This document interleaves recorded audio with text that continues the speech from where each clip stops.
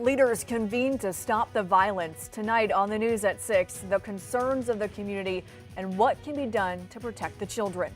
Then a teacher in Bessemer City Schools describes cleaning up raw sewage in her classroom months after the plumbing issue occurred.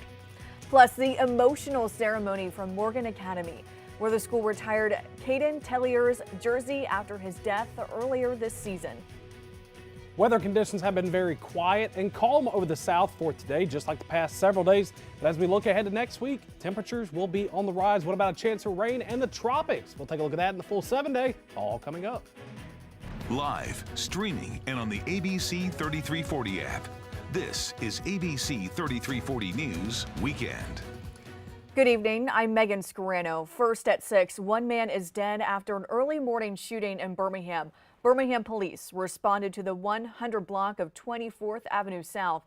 Officers found a man lying in the middle of a road with a gunshot wound. The man was pronounced dead at the scene. Anyone with information is asked to call Birmingham Police or Crime Stoppers. And just hours after Birmingham's latest homicide, panelists convened for the 2024 Stop the Violence Summit. The city is also just days away from marking 1 month since the 5 Points South mass shooting. Today, leaders gathered to discuss what needs to be done to reduce crime. ABC 3340's Olivia Goche sat in on this conversation. She reports from Birmingham. From conversations about mental health, gun laws, parenting, and social media, city leaders joined in a collaborative discussion about necessary next steps and intervention. A key question, what can be done to help the youth? As we heard on the panel, a lot of times you'll see a lot of young people, they may not be per se bad, but they need guns for protection or because everybody else is having it. And so I think by teaching young people that you can resolve a conflict without guns, you can use your words and be able to de-escalate the situation and give them those social skills that are needed. Panelists stressed the need for parental involvement and mental health resources. Many also noted there are systemic issues that contribute to violence. Jefferson County Sheriff Mark Petway noted that gangs are increasingly becoming an issue across the county. These are different type of gangs that are popping up, and they're younger, and they do not have what you looked at before in the past as leadership. They are glorified by social media. They put everything out on social media. They show the guns, they show the money. They tell the whole story on social media. Following the panel, those in attendance had the opportunity to take their concerns directly to their local leaders. I spoke with one person in attendance who told me the solutions they want to see. In Black history, community has always been our solution, and we just got to get back to that. Everybody's standing their own lane. They're afraid, we're actually acting out in desperation and trying to get to a solution. And trying to get to the solution, we're also trying to land blame somewhere because that's just our human nature. But we need to adopt a block, adopt a family, and take our communities back. And we're going to do that with love and intentionality and in unity. Panelists say they look forward to more constructive conversations about what can be done to combat violence in the community.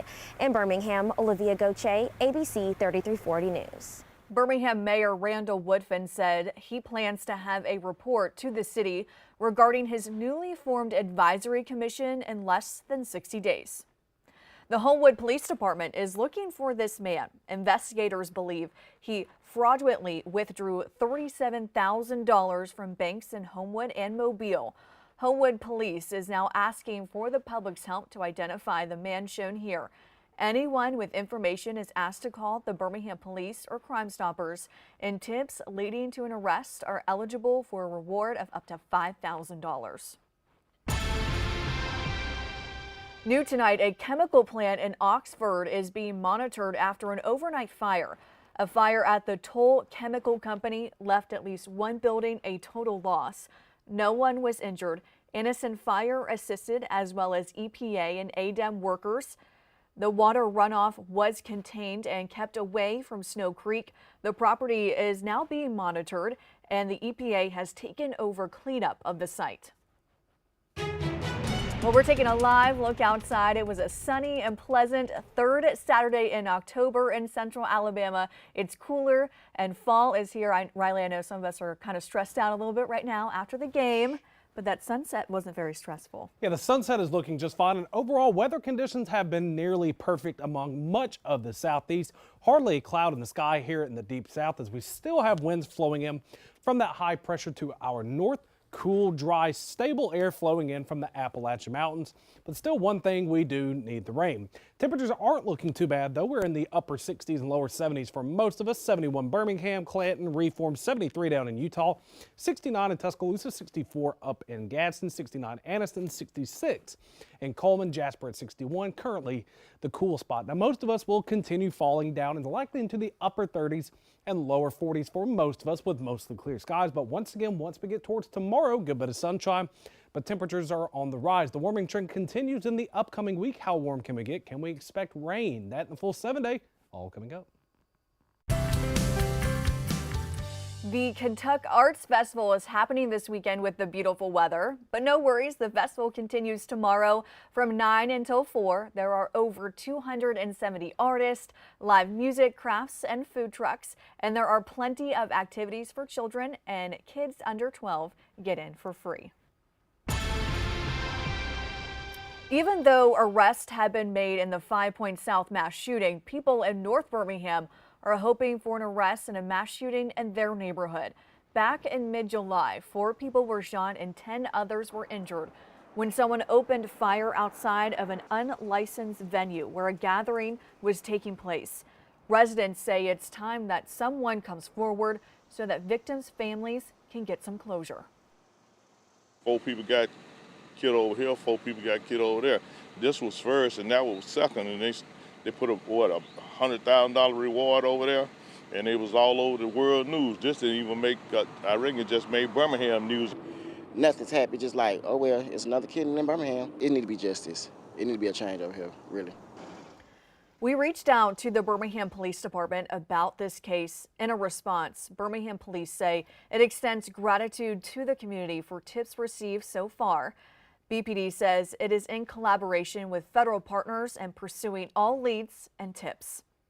This week, volunteer lawyers in Birmingham held an expungement clinic to give people with criminal records a second chance.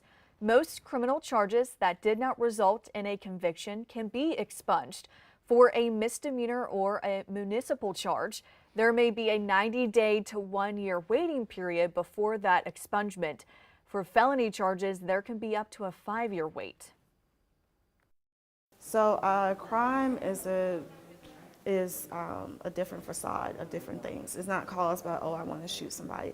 It's, oh, I can't get a job, as you mentioned, or I can't get housing, or I can't even go vote, right? And so having people be able to go to a job, be able to apply, get a job, it helps them produce income, helps them to get out of poverty, it helps them to get a car. It's a good positive effects that come on, and it starts with a clinic like this to help somebody get their rights restored.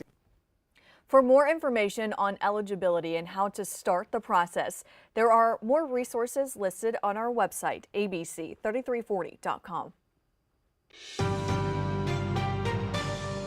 A Bessemer City Schools special education teacher says she had to clean up raw sewage in her school by herself. This came to light during public comment at Thursday night's Bessemer Board of Education meeting. Deborah Amamu is a special education teacher at Charles F. Hard Elementary. She says back in February, the school faced severe plumbing issues where the entire hallway was flooded, which left classrooms, including the sensory room, contaminated with raw sewage. And despite repeated requests, no one came out to clean or sanitize the affected areas until last week when Amamu had finally had enough. When I took it upon myself to bring a change of clothes to school, bleach and cleaning materials to try to sanitize and clean what I could, and put out the materials that were contaminated and we couldn't do absolutely nothing with, because it all has been sitting there since February. I think that this is quite ridiculous. And just moments later, Amamu was cut off because she had used up her 3 minutes in public comment. Board President Terry Dawson said the situation was disturbing. He told Superintendent Dr. Areola and Dr. Daniel Boyd to follow up with her so they can follow up with the board with the status of her concerns. Board member Renee Scott claims she had brought this issue to the board several times. Pelham Fire Department is one step closer to launching its own emergency medical transport program. A second ambulance purchased by Shelby County was delivered this week.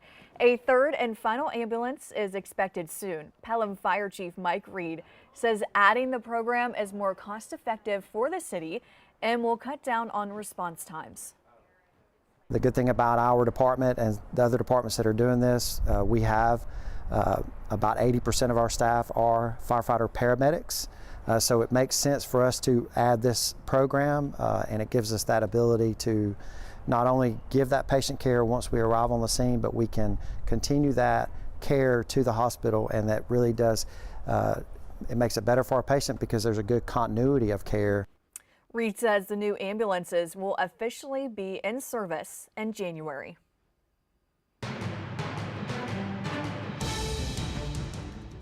Well, just days after Israel killed Hamas leader Yahya Sinwar, Hezbollah today increasing its drone attacks. ABC's Tom Sufi-Burridge is in Tel Aviv with the details. Huge clouds of smoke rising in the skies over southern Beirut. Israel carrying out several large airstrikes on Beirut's southern suburbs on Saturday. The attacks targeting Dahya, a Hezbollah stronghold. The IDF issuing evacuation orders to residents in the heavily populated area. Those strikes coming after dozens of rockets and drones were launched from Lebanon into Israeli territory. One drone striking a residential area in Haifa. One other drone hit a structure in the Mediterranean coastal town of Caesarea. A spokesman for the Prime Minister's office confirmed Benjamin Netanyahu's home was the target of that drone. Neither Netanyahu nor his wife were home at the time, and there were no reported casualties. Netanyahu saying, "The attempt by Iran's proxy Hezbollah to assassinate me and my wife today was a grave mistake." Israel's war with Hezbollah, which is an ally of Hamas and both backed by Iran, continues to escalate. The Israeli military said around 180 projectiles were fired from Lebanon into Israel. This latest violence comes just days after the Israeli military killed the mastermind of the October 7th terror attack, Hamas leader Yahya Sinwar. Videos show the moment an Israeli tank fired on the building where he was sheltering. This Israeli military drone capturing Sinwar's final moments alive. His face covered, his hand badly wounded by gunfire. Sinwar throwing a stick at the drone. An autopsy revealing he was killed by a gunshot wound to the head. Officials saying Sinwar was close to the tunnel where the bodies of the 6 hostages, including Hirsch Goldberg Polin, were killed. Hamas vowing to keep fighting and not to release the 97 hostages, including 7 Americans, still inside Gaza until Israel withdraws from the area. Time for this war to end and bring these hostages home. President Biden has called the killing of Sinwar an opportunity to try and get a ceasefire both in Lebanon and Gaza. Tom Sufi-Burridge, ABC News, Tel Aviv. In developing now, North Korea is sending troops to aid Russia in its war in Ukraine. South Korea's spy agency says about 1,500 North Korean special forces were transferred to a Russian port city earlier this month. South Korea says more North Korean troops are expected to be sent.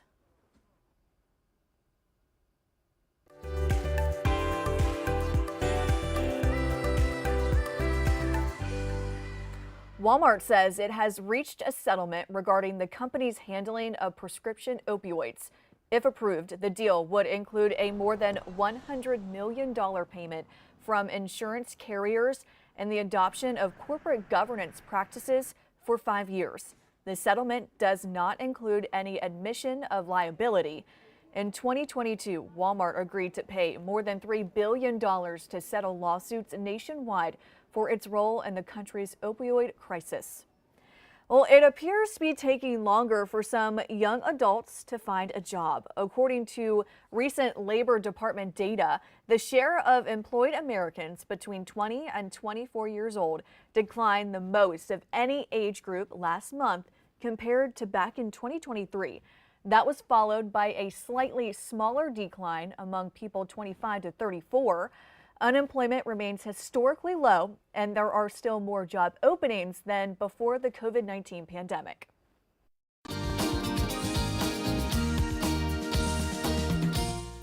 Cases of whooping cough are surging. The CDC says there are 5 times as many cases this year in the United States compared to this point last year.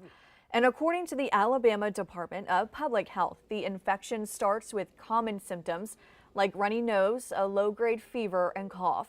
Whooping cough is spread person to person through the air, and ADPH says vaccines are the best protection. People in coastal areas impacted by hurricanes have something else to worry about: flesh-eating bacteria. This bacteria occurs naturally in warm coastal waters, but its concentrations can rise with heavy rain and flooding. Florida had 6 confirmed cases in September before Hurricane Helene arrived. That number is now 38. A new study suggests some weight loss drugs could help lower the risk of overdose for people with substance use disorders. The study is published in the journal Addiction. It studied more than 1 million people for almost 9 years, and researchers found that 40% of those who took a weight loss drug had a lower chance of overdosing and a 50% lower chance of getting drunk. Weather among the deep south today has been nearly perfect. Tons of sunshine, hardly a cloud in the sky, and temperatures haven't been too bad either, albeit a little on the cooler side, slightly below average.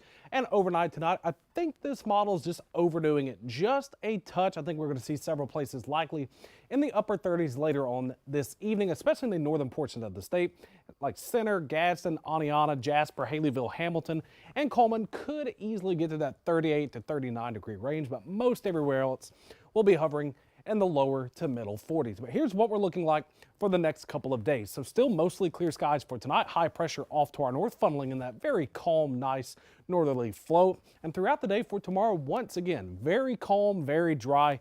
Absolutely no chance of rain for the rest of the weekend or even to start next week. We're going to be under a case of severe clear, but we definitely do need the rain. So now let's take a look at our heights. These are geopotential heights at about 500 millibars, about halfway up the atmosphere. We're going to have a pretty big ridge overhead for the next several days, and that'll allow temperatures to start to rise, especially by the middle of the week. But as we get towards the end of the week, this front's going to be approaching from the north and west and could potentially bring a couple of stray showers to the northern portions of the state as we get towards late Thursday and Friday. But right now, the rain chance is still remaining very minimal, and some models are really not even picking up on the chance for any kind of rain totals over the next 7 days.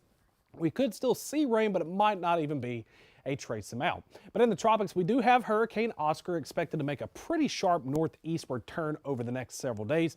No impacts to here locally in the Gulf Coast or in the Gulf of Mexico. And Tropical Storm Nadine made landfall earlier today in Central America. Once again, no issues for the Gulf of Mexico. Overnight tonight, going to be anywhere from about 38 to 43. Very calm, but clear and cold still. But the next several days, we are expecting to warm up, likely in the low to middle 80s, especially by Wednesday, with still a tons of sunshine and very little, if any, chance of rain.